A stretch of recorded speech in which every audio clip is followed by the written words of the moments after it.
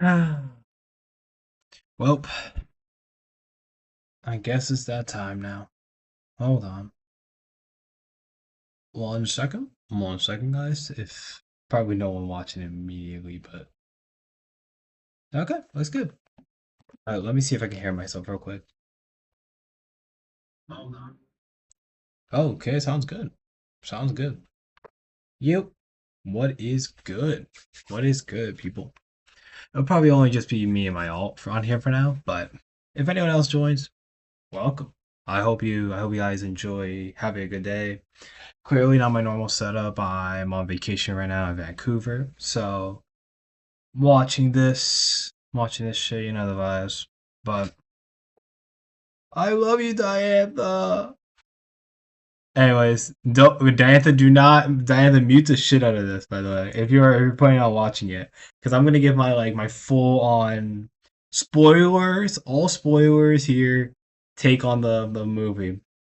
But before I talk about anything about the episode, I want to talk about my viewing experience personally, because I feel like starting off with the viewing experience at least will give you kind of like a background of how I was feeling during the movie. So honestly, when I was seeing all the memes where people are like, "Oh, the movie theater's gonna suck ass. It's gonna smell like shit. It's gonna be this and that," I was okay expecting that, but I got in pretty chill at first. Then I see like three cosplayers coming together, and I see two separate cosplayers come in at a separate time, and everyone just started yelling for them. I didn't yell for shit. Well, I'll gonna say I did not yell for shit. That's all I'm gonna say. But they look pretty good. Good cosplay, of course. But yeah, honestly, they were pretty loud. I'll say that. It's not like Minecraft movie bad, but it was to a point. It was to a point. Like even during like important scenes, they were yelling. So that's why I'm saying this is my initial thoughts. It's not my final thoughts. This is my initial thoughts. So maybe my viewing experience will change when I am on my computer waiting for the episode to drop. So maybe it'll change like that. But for now, we're just gonna leave it like that. And that's all I gotta say for my initial thoughts. Basically, the venue, theater was screaming, fully packed, and yeah, that's pretty much all I can really say about that. So next, I kind of want to talk about what my thoughts were gonna be. If you saw my episode 8 video, you would know I had initial thoughts going into the final episode.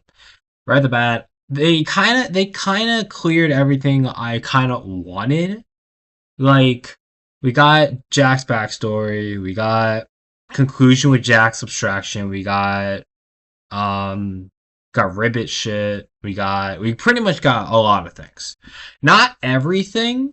Like like obviously there's no like full on timetable for where everything is. We still don't know who Scratch was. We still don't know like the inner workings of CNA other than oh Scratch helped create this and that. And yeah, but that's pretty much it for that. Oh my god, can everyone stop hating? That show is my life. Anyway, 57. What does that mean? What's good? What's good, later, Carl? What's good? What's good? I'm not, bro. I'm telling you right now. This is coming from someone who has been binging this show since like I saw it first time on I think it was like episode 5 or 6. I really wanted to love this show. I really wanted to love this ending. I have nothing to do with. What does that mean? I'm so confused. Bro, okay. But yeah, I really wanted to love this ending, but for me at least, it just felt underwhelming. Like clearly there were things like oh I kind of figured out the ending and this and that, and it of course can be underwhelming because you try to predict overanalyze it. It seriously wasn't like that because I felt like episode 8. Wow, episode 8 for me. This is for me. Go episode 7 going to episode 8. I overanalyzed the fuck out of it, but I still loved it. I still thought it was a really good episode for what it was. Now I think my big problem with episode 9. There's a few problems with it. I feel like big problems. Number one, Their sense of direction with this last episode was fucking terrible. Like, genuinely awful. So, just some context, right? So, basically, we're ending episode 8. You're in the void. There's many ways this shit can go. We could have a final face off maybe with Jax. We could have maybe Kane come back and he becomes like an all actual true villain. We can actually dissect the void. By the way, they did not at all go through the void. Not as much as I wish they did. I wish they went more with the void, but that's beside the point. It feels like for me they were trying to check off as much things as they could. It didn't feel natural. The ending didn't feel like natural at all, right? Not the ending, just the general episode just didn't feel natural. It felt like this one was going like, oh, what things have we not brought up yet? Oh, yeah, the first thing. Oh yeah, guys, I got to tell you, we're stuck here forever. Like, for me, that felt underwhelming because I don't know, it's just the general direction they just went with it. Like I have to describe this. How do I describe this? So the beginning of the episode, right? Beginning of the episode, we have everyone. They're like, "Oh, what the fuck's happening?" And then what's his name? And then Kinger was like, "Oh, oh yeah, I saw the obsolete thing on the computer. I think Kane made us all the like this, even though we were obsolete. It made us all like this." And then Jax was like, "Oh, I knew it. I knew it, guys. I knew it." And I'm like, okay. Like it just didn't feel natural. And then everyone got sad, and I'm like, okay, that's fine. And then everyone starts coming in closely together, trying to get everything together. Jax, Jax is like trying to come in, and then he's like, "Oh, never mind." And then immediately abstraction. Like, are you kidding me? Like, I'm fine with Jax abstracting, but the way they did it felt so anticlimactic to the point where it's like I didn't even realize he abstracted. I just thought, no, but the way they told it, I thought all the abstractions that came down from the cellar came up. That's what the fuck I thought happened until Gangle said, "It's my fault. It's my fault." Like, what the fuck are we talking about? Like, this is crazy. Like, I can't be the only one that thought that was so fucking stupid, right? Can someone chat with me? There's nothing to do out of the three. Can some chat? WBot, I think. I don't know. Anyways, back to what I was saying. I don't know, just like when I was watching it, right? What the fuck was I saying? I was saying, I hate bots, bro. The bot fucking ruined my flow. No, hold on. When I was watching the episode, like, I am genuinely forgetting. I hate the bot, bro. The bot actually messed up my rhythm. What was I talking about? Hello? Yes? You're not a bot?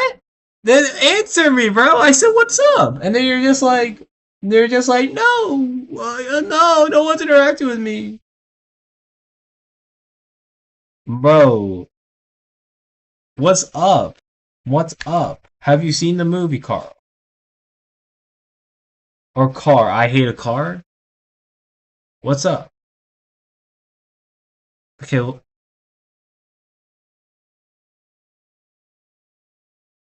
so let me get back to it. What was I gonna say? Yeah, my initial opinion on it is just when it's just so anticlimactic. Jack's abstraction. Like I'm fine with Jack's abstracting, but it's like just for example, like I don't know, the way they did it just felt so rushed.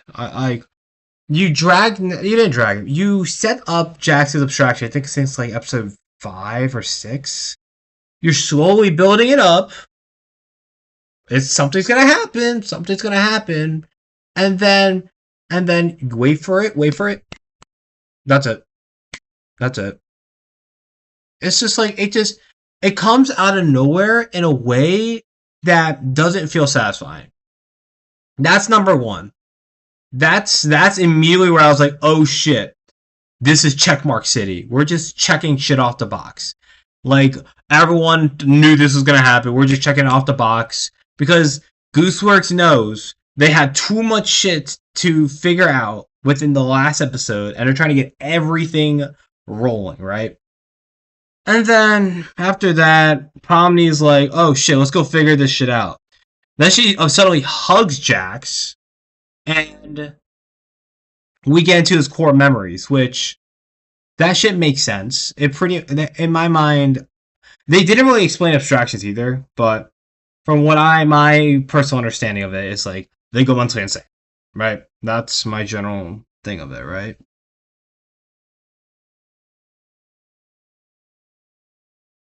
Bro, I said spoilers included. Am I going crazy? It does it not say it in the title? It says spoilers. Am I going crazy? Am I going crazy? I'm going crazy. I'm going crazy right now. Am I going? I'm going ballistic. I'm sorry. Just like this movie is just blanking me, bro. And then I think in the middle portion we get into Jackson's memories, sure. And then we see a lot of clips, a lot of like memory. I think they're like what ifs. If but not what ifs. It's like Pomni doesn't know the full story, so they're trying to fill in the puzzle pieces, right?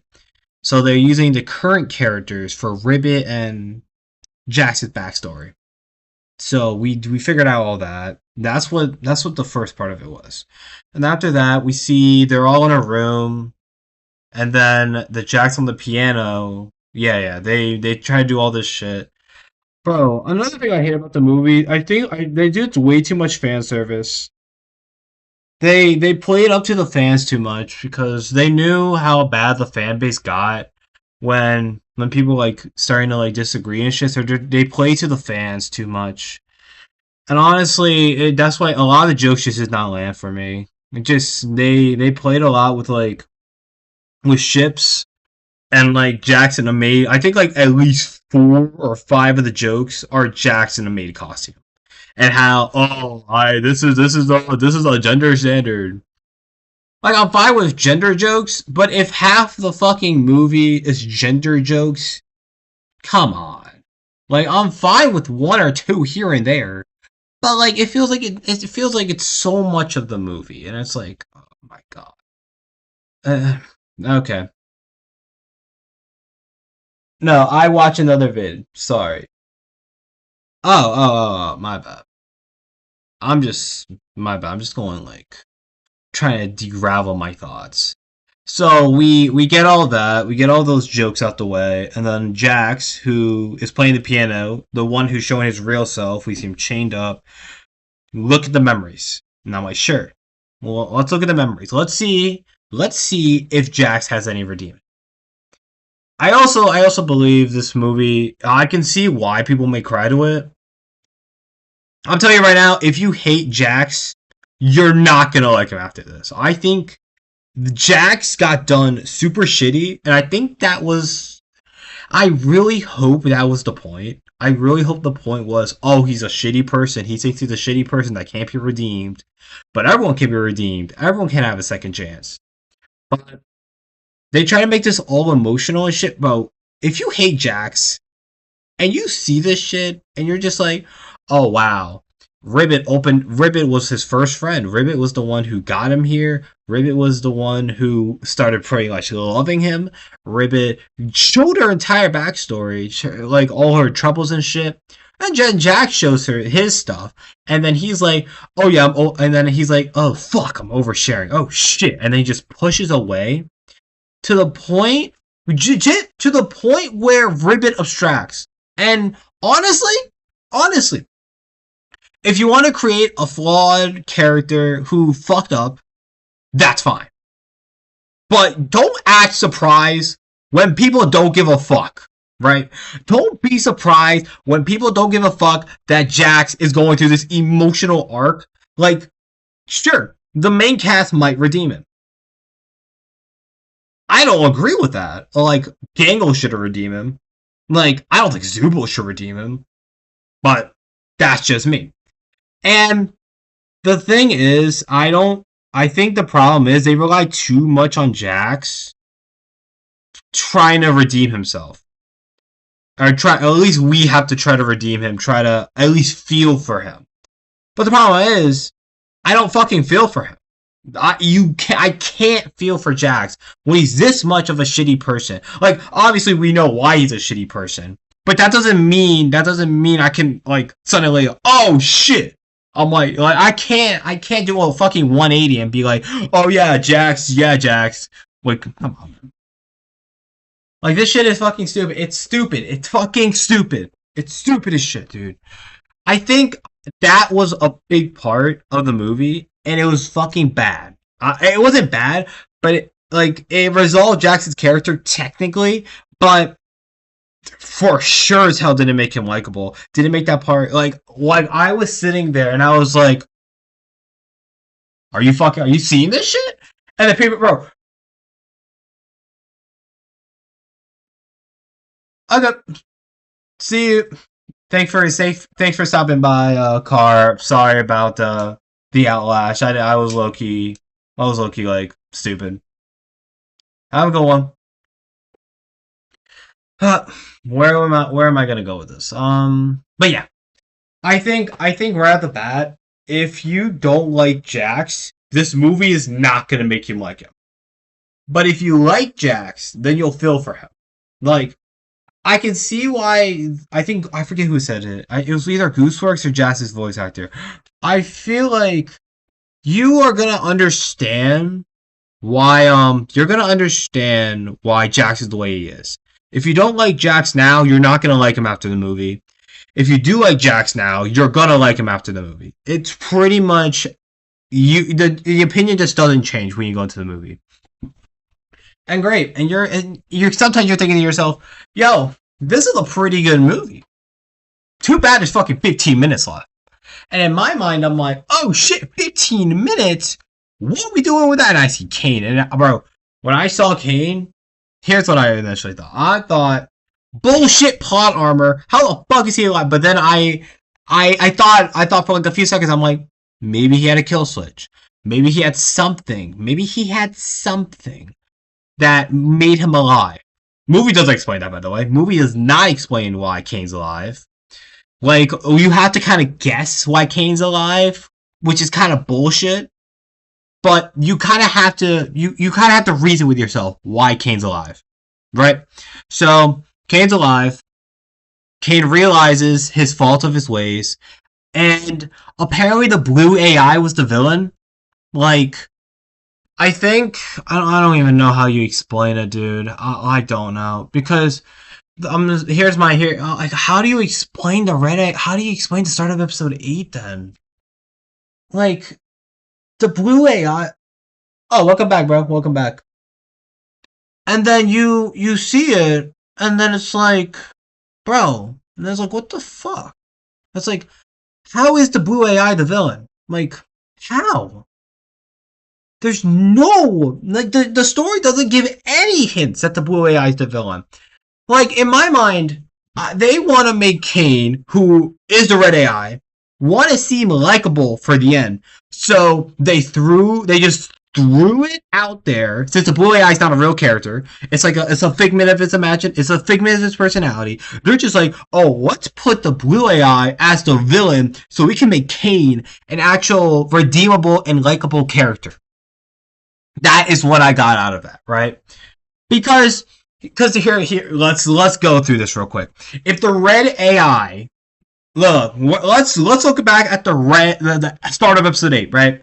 You see the red AI. He's the original one. He's the one that comes down, right? And then you see the blue AI come in. No hints that he's bad, by the way. Not a single hint that he's like a villain. And then you see Kane, the initial red AI, come up and succumb, like, take over the blue AI. You assume that the red AI, which is the original Kane, is the red AI. Right? Even episode 8 is like, I'm the original one, which is the red AI.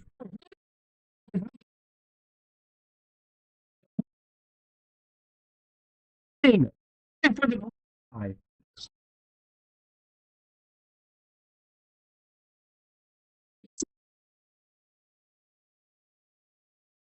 Alter ego. Oh, makes sense, dude. They bro. My problem with this movie is there are a lot of previous episodes to make everyone likable. Retconning, like, not for Jax, only for Kane. They try to find a way to make Kane likable to have a happy ending, which I'm fine with that. Fuck, dude. Try explaining that, bro. Try explaining to episode 8 me that Kane, that the red AI was the good guy. I mean, look, here's my only thing I can think of. Maybe the was like, oh shit, I had no idea how to do this, and maybe the blue AI was telling himself. Like, I think that's what they're trying to do with that. I think they showed it. It doesn't even comprehend to me how the red AI is even like good. It doesn't comprehend to me. Okay, and then the ending, we see the void. The void isn't explored nearly enough. Sorry, I maybe the void is just like the data, maybe the entire data. We don't fucking. It's never explained, by the way. Maybe, but who knows? The void comes in. The void is like, yeah, let's just do this thingy thing. Yeah, we spend too long just getting to that, and then they show us all their memories, their names, their all this. And then Kane comes back in and is like, "Yo, I'm the, I know, I can't forgive myself, but like, maybe let's see your memories. Y'all should see your memories, your backstories, and all that shit." And like, bro, it's like, dude. And then we get like a few minutes of montage where they're all doing happy things together, and at the end you see the live action, and that's it. Like, I think my this is my two biggest problem with the movie. I think the lack of direction actually fucking kills it because there's no there you I can't cry to this because maybe if you're like a real fan, maybe if you're someone that has like a bunch of plushies, maybe you're someone who's like a diehard fan. I think diehard. No, here's what I'm gonna take out of this. If you really love the Amazing Digital Circus, like wholeheartedly love it with your heart, you'll love it. I think you'll love it straight up. But if you're someone like me who's I liked it, not loved it. I was interested in the ending. I was dissecting it because I was really interested to see how it goes. If you're looking for a good story, if you're looking for something that's emotionally captivating, you're not gonna get it with the Imagine Digital Circus last act. I'll tell you that right now because a lot of the movie was pandering to the fans, which honestly, I'm all in for that. I think for an indie show like that, pandering to the fans, having a happy ending, that's fine. That's fine, I guess. Like you wanna captivate the fans, especially after all the fucking backlash, all of this shit with Goosework having to deal with. I think that's fine. However, if you're looking for like an actual like motivate, if you're actually looking for a captivating story from start to finish, especially with episode 9, you're not getting that. You're just straight up not getting it. Okay. So overall, um, what are my overall thoughts? I thought it was. I don't know how I felt. I initially thought it was trash, but I think it's like eh. I think it's eh. I think here's the last things you should take away from it. I think Jax doesn't get redeemed. That's okay if you're fine with that. Jax gets redeemed, I guess. And look, here's my thing. If you don't like the Amazing Digital Circus, if you're kind of like that, I like it, but I'm not a huge fan of it, you're not gonna like the episode 9. But if you're a huge fan of it, you're gonna love episode 9 because it wraps up everything in a really happy way. It gets you a lot of the plot points are finished. It gives a happy ending for not only the live action people, but also the digital circus people, and it does fulfill the ending, the overall message that Gooseberg wanted to fulfill. The fucking there's happiness in a meaningless life or something like that. I forget what it is, but I don't know. Just if you're just looking for a captivating story, if you're looking straight from episode 8, if you're just looking for something that flows well and isn't really full of anticlimactic bullshit checklist shit to get it off the chest, it's just you're I don't think you're gonna like it personally. Dude, like a lot of the things they pointed out was just so ass, dude. Like a big fucking reveal a lot of people had was Soma, which is the fact that their brains got scanned. Very anticlimactic, revealed in the first 5 minutes. And then you think to yourself, yo, what's the story? We figured out Jax's backstory. Sure, that's resolved. What do we do now? Oh yeah, let's redeem Kane since we want a happy ending for everyone. I think the problem is Jax abstracted, but he doesn't die because we get everything about him, all this and that. I just don't know. I think this show didn't need a happy ending, but I think to pander to the fans, they created them a happy ending. That's kind of what I got out of it.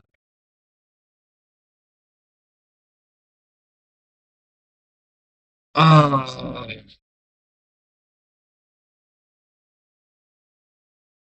One person left. I knew people were not gonna like it, but the jokes weren't even that funny either. Like the comedy wasn't there.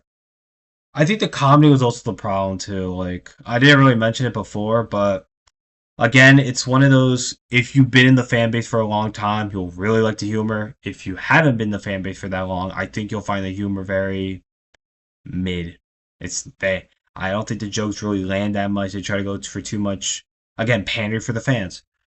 And again, pandering for the fans is fine if you want to pander to the fans. I think for an indie animation where people have been waiting on the series for 3 years, seeing the ending, pandering to the fans, it's not a bad option. It's a solid option. But if you want to find a captivating, interesting story, you're not going to find that here. And I think that's fine. That's fine. For me personally, I'm not a huge fan. I'm not a huge fan of the story. I'm an enjoyer. But going into this, I was expecting just something interesting because the first 8 episodes they were interesting. They were fun. They actually provided a story. They provided a mystery to what was going on.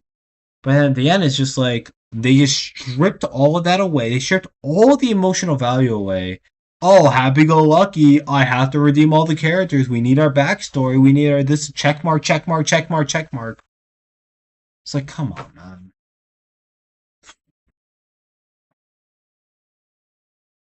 And yeah, I think that's it. Honestly, I don't really have much more to say. Oh my god, it's safe. What's good, safe? Ah, I'm in Vancouver right now.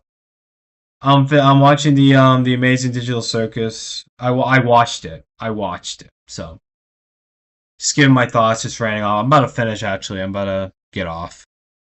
But yeah, just closing messages. I think if I'm gonna rewatch it before I give my actual final thoughts and see if it's actually a really good finale or if I'm just like tripping.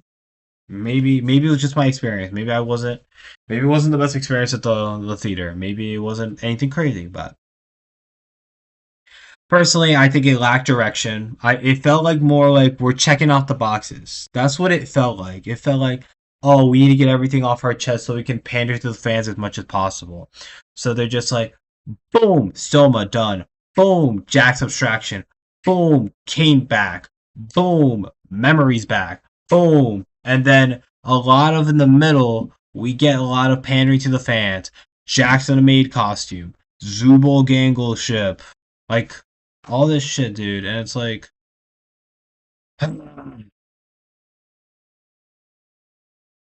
Anyways, that's all I have for you. I'll release a full video maybe about June 21st, June 20th, when the final episode releases on YouTube. And that's about it. I'll see y'all later. I'm gonna try to release another video soon. But for now, I'll see you. See you.